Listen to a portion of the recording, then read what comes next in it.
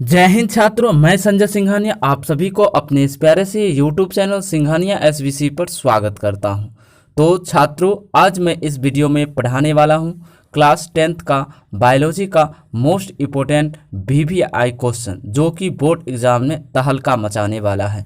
तो चलते हैं, इस वीडियो को शुरू करते हैं। वीडियो शुरू करने से पहले अगर आप मेरे चैनल पर नए होंगे तो प्लीज़ मेरे चैनल को सब्सक्राइब कर ले।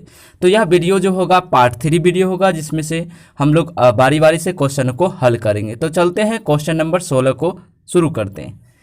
तो क्वेश्चन नंबर 16 आपका ये रहा कि दो पादप हार्मोन का नाम लिखें एवं उनके एक एक कार्य को लिखें। तो चलते हैं, इसका आंसर जान लेते हैं। तो पहला पादप हार्मोन का नाम हमने रखा है जिब्रेलिन्स, जो क्या करता है, इनका काम होता है बीजहीन फलों के विकास में सहायक होता है। जिसमें बीज नहीं होते हैं उन फलों के विकास में सहायक कौन करता है? Gibberellins hormone. अगला हमने रखा है एब्सिसिक एसिड। यह क्या करता है? वृद्धि को मंद करता है या रोकता है तथा फलों एवं पत्तियों को पौधों से अलग करता है। तो एब्सिसिक एसिड का क्या काम हुआ कि यह वृद्धि को मंद करता है। देखते हैं, अगर पादप सब दिन बढ़ता ही रह जाएगा तो बहुत बड़ा हो जाएगा एक दिन, और जो काम उसे होना चाहिए उसमें नहीं हो पाएगा। इसलिए यह एब्सिसिक एसिड क्या करता है? उसकी वृद्धि को रोकता है एवं फलों एवं पत्तियों को जो पौधों से अलग करने का काम करता है। तो क्वेश्चन नंबर 17, कायिक प्रवर्धन को परिभाषित करें। देखते हैं इसका आंसर। यह एक प्रकार का अलैंगिक जनन होता है। कायिक प्रवर्धन क्या होता है? एक प्रकार का अलैंगिक जनन होता है, जिसमें जड़, तना, पत्ती से नया पौधा विकास होता है। यानी कि जड़, तना या पत्ती से क्या होता है कि नया पौधा बनता है, उसे ही हम लोग क्या कहते हैं? कायिक प्रवर्धन कहते हैं। जैसे क्या कहते हैं? ब्रायोफिलम के पत्ती से नया पौधा का विकास होना। तो ब्रायोफिलम का पत्ती से एक नया पौधा बनता है, वो किसका उदाहरण होता है? कायिक परिवर्धन का ही उदाहरण होता है। अगला क्वेश्चन नंबर 18 जानते हैं क्या है कि अगर किसी पारितंत्र में सारे मांसाहारियों को नष्ट कर दिया जाए तो पारितंत्र पर क्या प्रभाव पड़ेगा? आइए इसके आंसर को देखते हैं। यदि पारितंत्र के सारे मांसाहारियों को नष्ट कर दिया जाए तो शाकाहारियों की जनसंख्या में वृद्धि होगी और वे आहार का भक्षण करने लगेंगे। भोजन के लिए तब आपस में ही लड़ने लगे। यानी कि अगर मांसाहारियों लोगों की जितना मांसाहारी जो है सामग्री, उसे अगर नष्ट कर दिया जाए तो जो क्या है, सब शाकाहारियों की जनसंख्या क्या होगी? बहुत ज़्यादा हो जाएंगी, और वह एक ही आहार पर लगभग बहुत सारे मनुष्य जो है या बहुत सारे जंतु जो है इकट्ठा हो जाएंगे, जिससे क्या आपस में लड़ाइयाँ होने लगेंगी। तो इस तरह से इस क्वेश्चन को आप लोग समझ गए होंगे। आइए देखते हैं क्वेश्चन नंबर 19। ओजोन के अवक्षय का क्या कारण है? इसके हानिकारक प्रभाव क्या है? तो ओजोन के अवक्षय का यानी नष्ट होने का क्या कारण है और इसका हानिकारक प्रभाव क्या है, इसके बारे में जानते हैं। तो CFC से ओजोन स्तर का क्षय हो रहा, यानी कि यहाँ पर CFC का पूरा नाम होता है क्लोरोफ्लोरोकार्बन। तो यह क्लोरोफ्लोरोकार्बन जो होते हैं उन्हीं से क्या होता है? ओजोन स्तर का क्षय हो रहा है। इससे सूर्य की घातक किरणें धरती पर सीधे पहुंचकर आंखों में मोतियाबिंद, त्वचीय कैंसर रोगों को बढ़ाती है। तो देखिए, यह क्या करती है कि वहां से सूर्य की किरणों से एक निकलती है पराबैंगनी किरण, जो क्या करता है, हमारे त्वचा पर पड़ती है तो त्वचीय कैंसर को उत्पन्न कर सकती है और आंखों में मोतियाबिंद जैसे बीमारियों को उत्पन्न कर सकती है। तो देखिए कि इसमें सबसे प्रमुख कारण क्या हुआ ओजोन अवक्षय का? वो होता है CFC।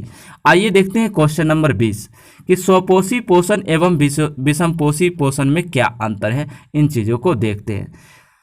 स्वपोषी पोषण, इन दोनों को अंतर देखते हैं। पहला हमने लिख दिया है स्वपोषी पोषण, दूसरी जगह लिख दी है विषमपोषी पोषण। तो आइए सबसे पहला पॉइंट देखते हैं स्वपोषी पोषण में। यह केवल हरे पौधों में होता है। स्वपोषी पोषण किस में होता है? केवल हरे पौधे में होता है। लेकिन विषमपोषी पोषण क्या होता है? यह हरे पौधे एवं अन्य सभी जीवों में भी होता है। दूसरा पॉइंट है स्वपोषी पोषण, इसमें भोजन के पाचन की आवश्यकता नहीं होती है। दूसरा पॉइंट है विषमपोषी पोषण में, इसमें भोजन की पाचन की आवश्यकता होती है।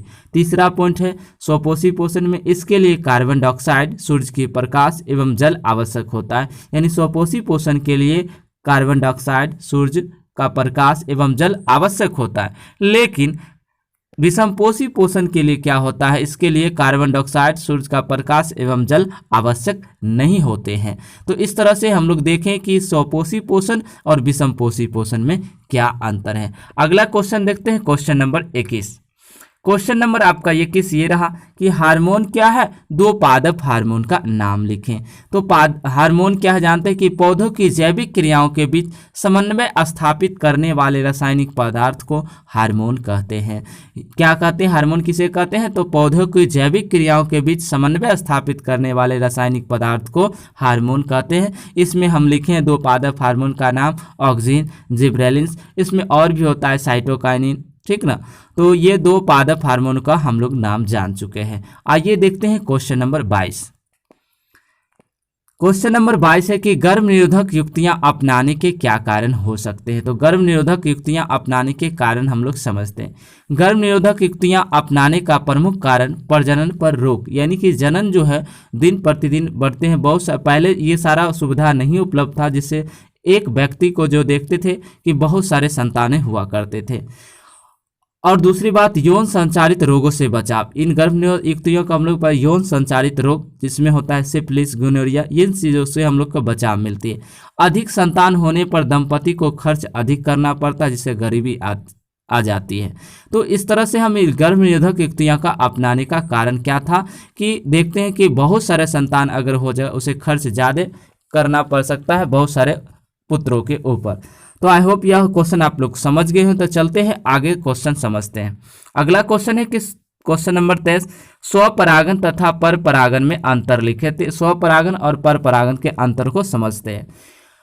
स्वपरागन, इस क्रिया में नई जातियां उत्पन्न नहीं होती है। स्वपरागन में क्या होती है, नई जातियां उत्पन्न नहीं होती है। दूसरी तरफ लिखे हैं कि इस क्रिया में नई जातियां उत्पन्न होती है। परपरागन में क्या होगा, नई जातियां उत्पन्न होगा। स्वपरागन में दूसरा पॉइंट है, इस क्रिया से उत्पन्न बीज अधिक स्वस्थ नहीं होते, यानी स्वपरागन के द्वारा जो बीज उत्पन्न होंगे वह अधिक पावरफुल नहीं होंगे। दूसरी तरफ हम लोग लिखें परपरागन में इस क्रिया से उत्पन्न बीज अधिक स्वस्थ होते हैं। तीसरा बात हम लोग लिखें स्वपरागन में इसमें परागकणों के नष्ट होने की संभावना कम होती है और उसमें क्या है, परागकणों की नष्ट होने की संभावना अधिक होती है। चौथा पॉइंट हम लोग स्वपरागन में लिखे, यह जनक पौधों से एकदम मिलते जुलते रहते हैं, यानी कि फोटोस्टेट के जैसे कर सकते हैं।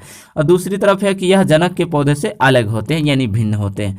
पांचवा पॉइंट हमने लिखा है स्वपरागन में, यह हमेशा वायु के स्पर्श से होता है, जबकि इधर जो है परपरागन जो होता है यह आवश्यक कारक जैसे वायु, कीट, जल, चमगादड़ इत्यादि से होता है। तो आई होप यह क्वेश्चन आप लोग समझ गए हैं। अगला क्वेश्चन देखते हैं, क्वेश्चन नंबर 24, जैविक आवर्धन से आप क्या समझते हैं।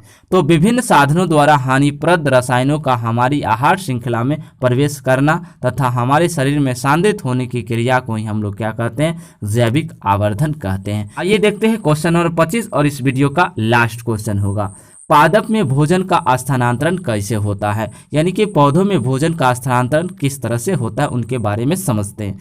पौधों में भोजन का वहन यानी स्थानांतरण पत्तियों से प्रारंभ होकर फ्लोएम वाहिनी द्वारा पूरे पादप शरीर में होता है। यानी हम लोग जानते हैं एक इसमें दो उत्तकें होती हैं, एक होता है जाइलम, दूसरा होता है फ्लोएम। जाइलम का क्या काम होता है कि जल को एक जगह से दूसरे जगह ले जाने का काम रहता है। फ्लोएम का क्या काम होता है, तो भोजन को एक जगह से दूसरे।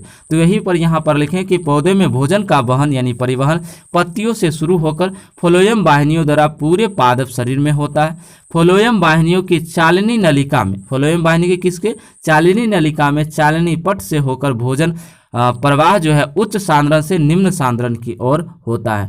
तो अगर पूछा जाए कि पादप में भोजन का स्थानांतरण जो है कैसे होता है, तो याद रखिएगा उच्च सांद्रण से निम्न सांद्रण की ओर होता है।